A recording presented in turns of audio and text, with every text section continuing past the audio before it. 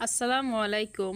আজকে আমরা সুন্দরীপুর গ্রামের মোহনলালের করুণ জীবন কাহিনী শুনব। সে ছিল খুবই গরিব একজন মানুষ এবং রাজা তার উপর অনেক নির্যাতন করত এবং অত্যাচার চালাতো।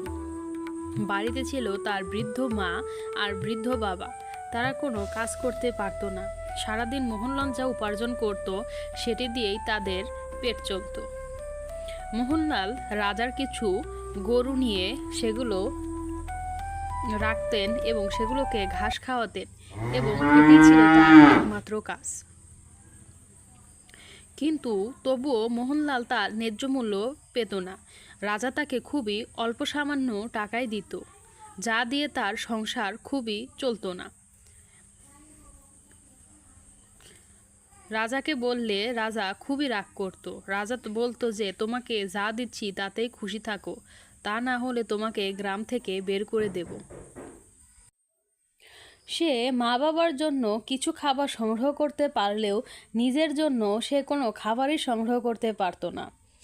সে খুবই চিন্তায় পড়ে গেল কিভাবে যে কি রোজগার বাড়ানো যায়। সে রাতে ঘুমাতে ঘুমাতে ভাবলো যে কি করা যায়। পরের দিন সকালে গ্রামের কিছু ভালো মানুষের সাথে মোহনলালের দেখা হলো। তারা তাকে কিছু বীজ আর কোদাল দিল যাতে সে ফসলের চাষ করতে পারে এবং তার জীবিকা নির্বাহ করতে পারে।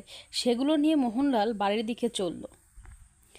কিছুদিন পর মোহনলাল ফসল চাষাবাদ করার জন্য একটি কোদাল নিয়ে জমিতে কোবাতে লাগলো, কিন্তু তখন ছিল খুবই খরা।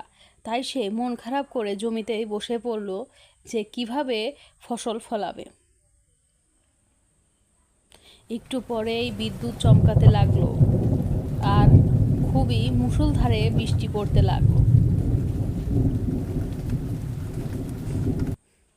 বৃষ্টিতে জমিতে চারাগুলো খুব ভালো জন্মালো এবং তিনি নিড়ানি দিয়ে তার জমির আগাছা পরিষ্কার করে দিলেন। কিছুদিন পর জমিতে সোনার ফসল দেখতে পেলেন আর খুশিতে নাচতে লাগলেন মোহনলাল।